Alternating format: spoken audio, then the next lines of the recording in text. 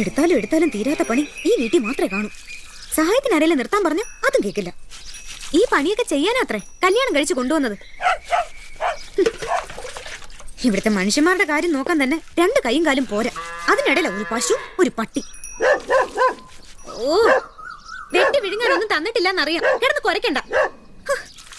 ഇതിലും ഭേദം വല്ല വീട്ടിലും അടിച്ചു തെളിക്കാൻ പോണതാ. മാസാവസാനം 4 കാശ് കയ്യിലിരിക്കുമല്ലോ. നിങ്ങളെയൊക്കെ ഇവിടെ കൊണ്ടുവന്ന് തള്ളാനേ മൃഗസ്നേഹിയായ സുഗുണൻ ചേട്ടന് പറ്റൂ. ഭാരം മുഴുവൻ വലിക്കാൻ ഒരു കഴുതയായിട്ട് ഞാനിവിടെ ഉണ്ടല്ലോ.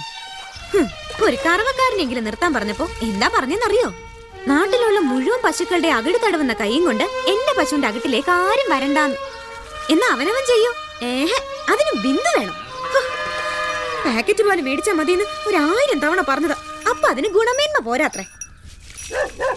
ഓ, കണ്ണും ചെവിടും കേൾക്കാൻ വയ്യ. ഒരു ദിവസം എല്ലാത്തിനും കൊന്ന് ഞാനങ്ങ് കുഴിച്ചു മൂടും.